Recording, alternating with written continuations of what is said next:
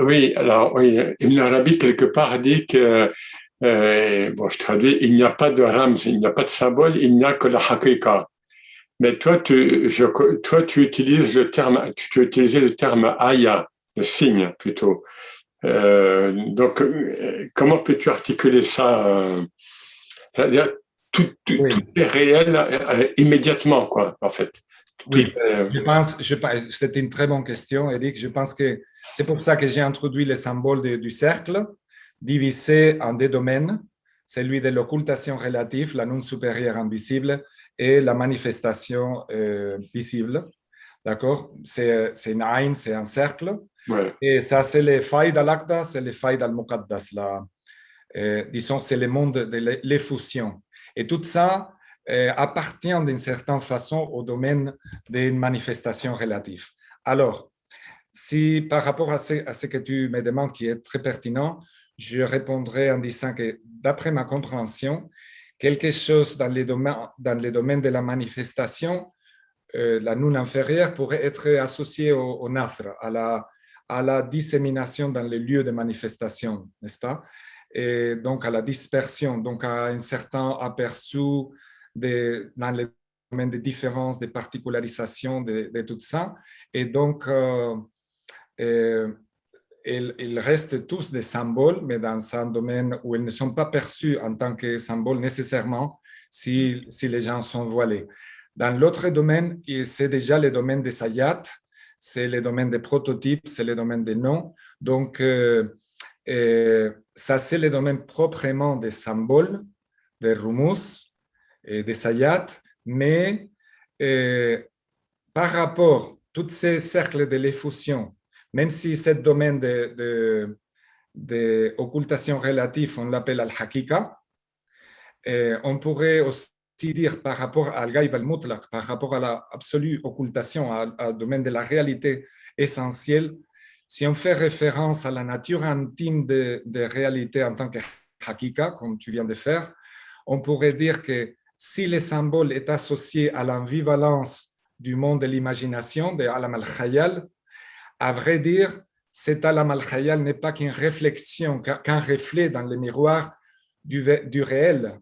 Mhm. Donc, tous les mondes de la manifestation, n'importe dans quel degré, étant un reflet, n'est pas la hakika du hak elle-même. Et donc, c'est cet effet des miroirs. C'est si on parle de la hakika, de la pure hakika, ce qui est un symbole, parce qu'on est dans le domaine du langage. Et on parle de l'imagination. Donc voilà, les symboles n'existaient pas vraiment qu'en tant que reflet de leur hakika, de leur fondement divin, de leur Mhm. support divin originel, non manifesté, non même pas formulé, non même pas produit en tant que symbole différencié. En même temps, si on parle par rapport aux manifestations concrètes, on dirait qu'ils n'existent pas, qu'ils ne sont que les reflets des Mhm. symboles dans le domaine de l'imagination. Donc, ce sont des termes qui peuvent se rendre dans plusieurs niveaux, dans plusieurs degrés. Et ce que tu viens d'affirmer, à mon avis, d'après Ibn Arabi, serait tout à fait vrai. Il n'y a que des hakika. Mhm. Il n'y a que la hakika. Les restes sont des degrés successifs disons, des miroirs qui vont produire dans notre perception autant de reflets des niveaux successifs de Ouais. cette dissémination, de cette dérivation Mhm. dans la prose ou bien dans la réception singulière de la poésie. Est-ce que j'ai répondu à ta question un peu, Eric? On est en... Oui, oui, oui, oui. Ah, j'espère que pour le public, c'est accessible, parce que c'est pas facile, évidemment, hein. Mais bon, tout ça est très subtil et en même temps, c'est le paradoxe. De toute façon, Ibn Arabi, comme le soufisme en général, enfin, Ibn Arabi procède toujours par paradoxe et parce que précisément, il y a toujours des nisbas, il y a toujours donc des relations entre tout ce qui est, mais ces relations, fondamentalement, elles sont illusoires. Il n'y a que le haq qui soit, mais comme tu dis, comme dans un kaléidoscope, qui se manifeste de manière à la fois réelle et à la fois illusoire, et de manière multiple. fondamental ce que tu dis parce qu'enfin, il faut penser que pour lui, c'est al-haïda, c'est la perplexité.